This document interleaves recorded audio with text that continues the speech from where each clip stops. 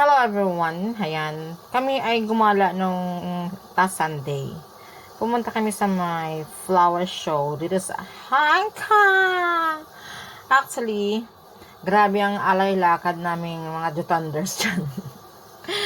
Ay nako, well, sobrang daming tao kasing lugar na to ay nasa mga lugar na saan nakatambay ang mga Indonesian. So, kita nyo guys, sobrang dami ng tao talaga. Grabe, siksikan. Sobrang siksikan ng mga tao. Actually, dyan nakapunta naman ako dyan for how many times nung bago pa lang ako dito niya. Kasi,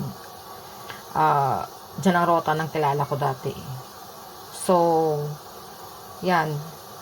Kita nyo yan guys. Mga Indo yan guys. Pero, I don't feel like talaga na dito talaga magtambay sa mga ganyang-ganyang lugar na so crowded talaga, nakakapagod yan, no? Sa baba ng mga tulay sila nakatambay kasi dyan talaga maraming mga Indonesian food dyan or shops, kaya talagang tambayan nila yan. Sa central naman, tambayan ng mostly doon mga Filipinas, mga Pinoy doon sa central, kasi doon naman mostly ang tindahan ng mga Pinoys, di ba? So, kita nyo yan guys.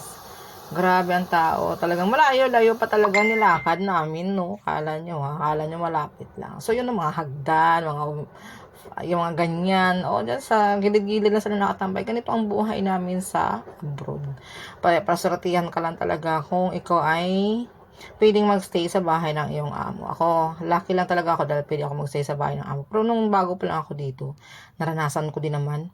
Kaso, hindi sa mga ganyang crowded talaga. Doon ako sa park sa rooftop dito banda din sa amin na meron doon park sa rooftop na pwede ka magtambay na marami din mga Pinay doon na nakahiga-higa. Kasi noon may kasama din ako na ganyan nga, lalatag lang kami ng mga banig-banig namin, bibit-bit kami ng banig namin. Protest doon niya, hindi siya crowded na lugar. Iyan kasi sobrang crowded talaga, as in open na open talaga ba siya. So naranasan na, kaya ganito ang buhay na yun ang kasantay na magpapahinga talaga ka. Yung iba dyan, alam mo ba, mga Indonesian, ay parang dala nila yung kaldero yung buong bahay nila guys. Kasi may mga malita yun sila paglalabas. Puro pagkain din kasi mga food trip din sa minsan. Magdadala sila ng mga lutuan nila, yung buffet nila. Magluto-luto din yan sila sa labas. So, kalain mo nun. So, kanya-kanya talaga ng trip dito, no? Dito sa Hong Kong. So, maswerte ka lang talaga na pwede kang or allowed ka talaga makapag-stay sa room mo. Ako naman allowed na ako ngayon sa amo ko. Pero nung bago ako dito, yung sabi ko, hindi ko pa alam kasi hindi ko pa kabisado noon.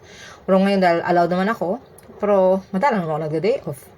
Kasi more on overtime tayo dahil pag may work ang amo, may work din ako. So, pasortihan na talaga dito sa abroad. Kanyang-kanyang sorte sa buhay. Tingnan nyo guys, oh, ang dami yan guys. Nasa gilid ka na ng daan, medyo delikado din yan guys, sa totoo lang, pero ay nako, well, dyan sila masaya eh, wala tayong magagawa.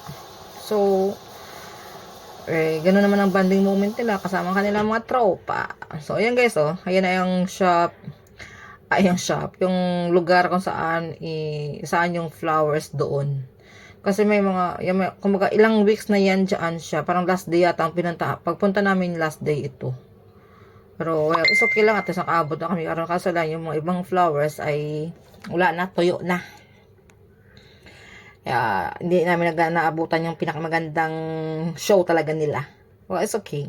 At least, first time ko lang na-experience to na nagpunta sa mga ganito. Actually, tamad talaga ako eh. Kasi grabe, medyo mainit. Tapos, ay, dami-dami tao nakakapagod, di ba? Pag maraming tao, pag sobrang crowded. Hindi ako talaga pwede sa mga crowded na sobra ba. Ewan ko, parang hirap makahinga. Well, to be continued na lang guys. Bye!